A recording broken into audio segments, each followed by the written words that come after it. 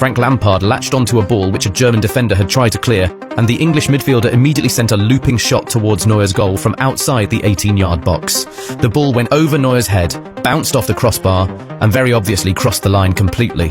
Lampard was wheeling away in celebration. The England fans in the stadium were elated. Fabio Capello and the rest of the England bench were so happy for their equaliser. But wait a minute, something isn't right.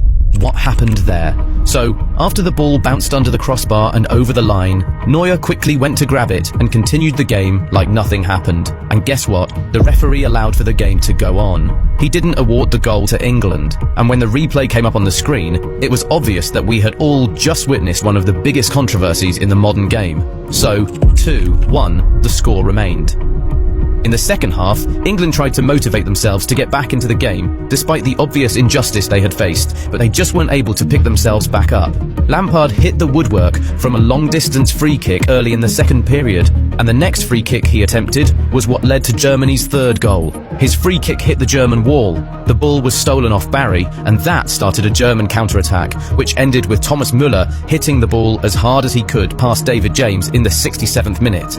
And then, just 3 minutes later, we saw another brilliant counter-attacking play from Germany.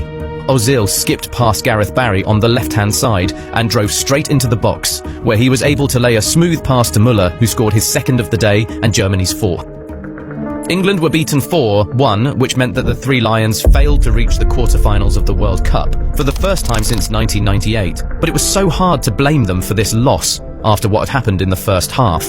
Sure, the Germans played some really brilliant counter-attacking football, but the controversy certainly overshadowed the result, and rightfully so. It was so bad that Sepp Blatter, who was FIFA president at the time, had to come out and tender a public apology to England. I'm really sorry. It was very unusual to see the FIFA president apologise to a team, but it was something that needed to be done after England were practically robbed in daylight. And we know there are some people who may have said, so what, even if the goal had been awarded to England, they would still have lost 4-2. But that's just too simplistic now, isn't it? Germany's third and fourth goals were from counter-attacks, and that's because England were desperately looking for goals in the second half. If they had been rightfully awarded that goal in the first half, the entire game would have taken on a very different complexion. Also, having an equaliser snatched from you in the knockout rounds of the biggest competition in world football can be so demoralising, and it definitely affected the England players mentally.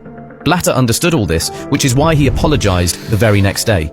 He admitted that it would be nonsense to not bring up the topic of technology in the next business meeting of the IFAB after that tournament was over. Blatter said, "We will come out with a new model in November on how to improve high-level referees. Something has to be changed."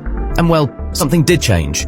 Meetings were held internally, and the following year FIFA began to sanction tests for the use of goal line technology, and that led to its usage being approved.